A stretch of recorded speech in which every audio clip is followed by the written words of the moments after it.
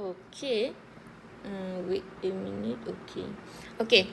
Untuk subtopik yang kedua, kita akan belajar tentang structural formula. Okey, yang pertama, kamu kena bijak untuk mentakrifkan, define structural formula. Structural formula ni terbahagi kepada 3 lah. Iaitu condensed, expanded dan juga skeletal structure. Untuk ketiga-tiga structure formula ini, kamu wajib untuk belajar melukis. Supaya kamu boleh lukis dengan baik pada masa yang akan datang. Sebab 6 lagi tajuk yang akan datang pun berkaitan dengan organic chemistry. Kemudian, kita dah belajar dalam organic compounds, dia mostly composed of carbons, hydrogens kan. Jadi dalam structure yang kita lukis ni, kita boleh classify kita punya carbon.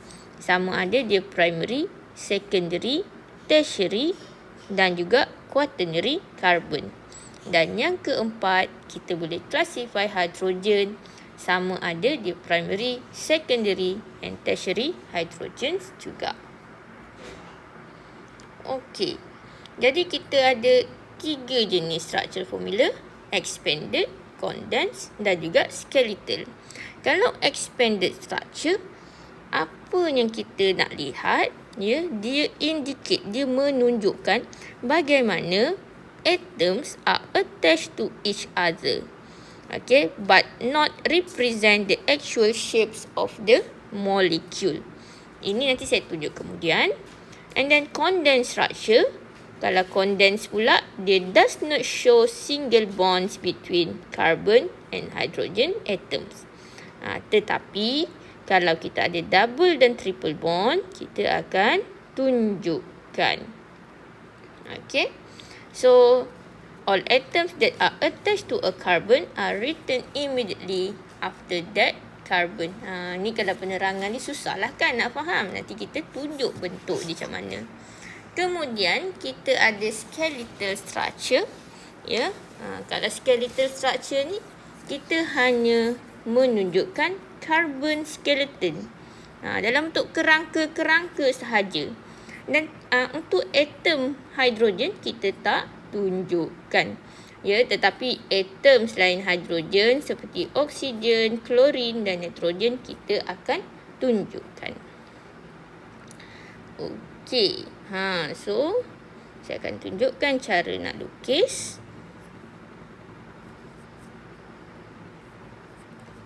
Yang pertama, untuk kita punya molecular formula, C4H9Cl, iaitu kita punya chlorobutin. Okey, kalau kita nak lukis dalam bentuk expanded, iaitu kita tunjukkan semua atom. So, 1, 2, 3, 4. Ini kita punya carbon, kita tunjukkan. Kemudian kita punya hydrogen, kita tunjukkan bonding untuk setiap satu. Ada 9 kan? So 1, 2, 3, 4, 5, 6, 7, 8, 9. Dan kemudian kita ada klorin.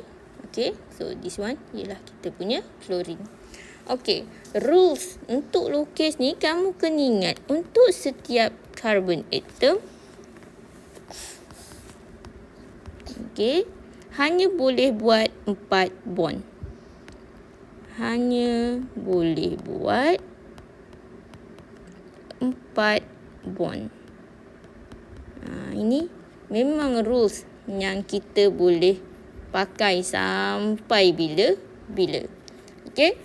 And then rules yang lainnya, hidrogen 1 bond sahaja. Dia tak boleh buat banyak bonding. Sebab hidrogen ni dia elektron deficient elemen lah. Dia hanya ada 1 elektron sahaja. Okey, ini untuk expanded. Kemudian untuk condensed, Okey, untuk condensed structure, cara kita nak lukis ialah kita lukis CH3, CH2, CH2, CH2, Cl. Bermaksud bonding tu kita tak tunjukkan, tapi setiap satu elemen ataupun kita punya atoms tu kita tunjukkan lah, dan cara bonding dia tu. Okey. Dan seterusnya untuk kita punya skeletal structure. Okey. Dia ada 4 karbon kan? 1, 2, 3, 4. Okey. So kita lukis macam ni. And then ini karbon pertama. 1, 2, 3. Nampaknya belum cukup lagi karbon kita. Kita lukis lagi 1 lah. 4. Okey. And then kita lukis kita punya Cl. So ini adalah kita punya skeletal structure.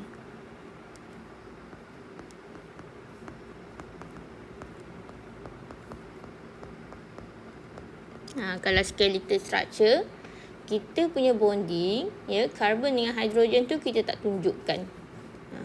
Tetapi bonding dengan atom selain kita punya hidrogen, kita akan show dalam kita punya structure. Okey, kita tengok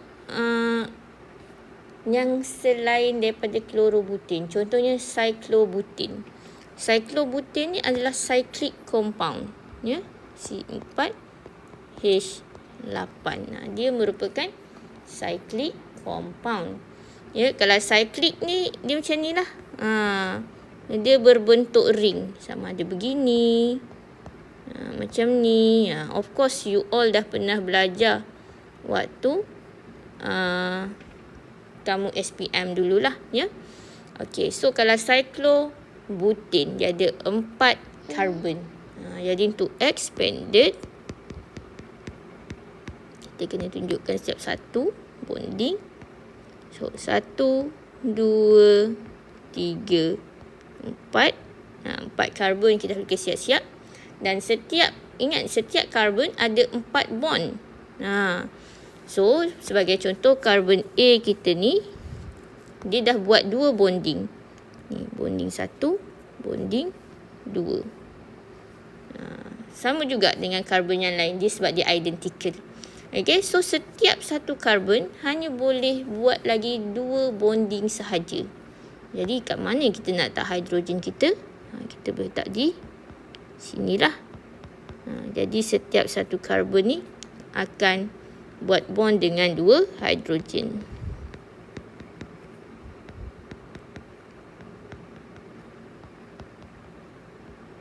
Okay, so ini expanded. Meanwhile, untuk condense,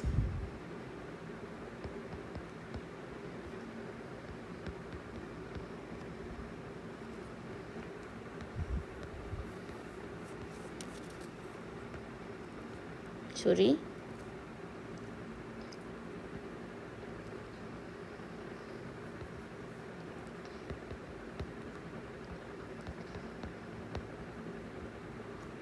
Okay, so ini untuk condensed structure. Dan untuk skeletal structure, kita dapat dalam bentuk petak sahaja. Okay. Dan kemudian yang terakhir adalah structure aldehyde. Ini condensed dan ini skeletal. Okay, dan kemudian untuk aldehyde, ni kita ada CH3, CHO. Okey. So C double bond O, H. Ni merupakan functional group untuk aldehyde. Dan lagi satu ni adalah kita punya CH3 lah. Okey, C untuk kalau nak lukis expanded, setiap satu hidrogen kita kena tunjukkan. Jadi ni kita punya expanded. Okay, meanwhile untuk condensed structure,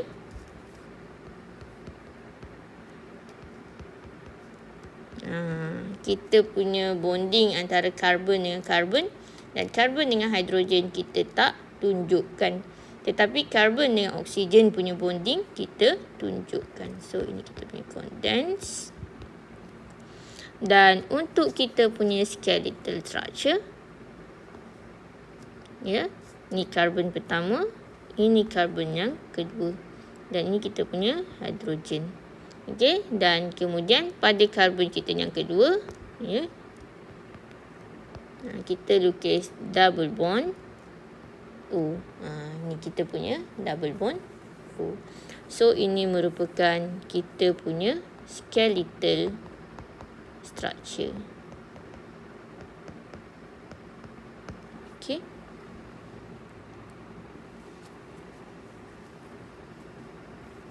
So inilah kan yang sepatutnya kita buat tadi. Okey. Jadi untuk part ini saya nak minta kamu cuba melukis beberapa struktur yang lain. Ya, tolong lukis dalam bentuk ketiga-tiga struktur. Ya, iaitu kamu boleh lukis struktur pentane. Ya, iaitu C5H, kalau pentane CnH2n plus 2. C5H10H, C5H12. Okey, pentane ni lukislah dalam 3 bentuk: expanded, condensed dan juga dalam bentuk skeletal. Okey, ataupun struktur yang kedua ni saya nak kamu lukis struktur inilah. Yang ni saya dah bagi dalam bentuk condensed. Boleh lukis struktur ni CH3, CH2, CH, CH3, CH3. Ini dalam bentuk condensed. Cuba lukis dalam bentuk expanded dan juga skeletal. 2 struktur ini sahaja. Nanti kita akan bincang pada waktu petang. Okey, so itu sahaja yang kita patut belajar untuk pagi ni. Sepatutnya kita boleh belajar banyak lagi.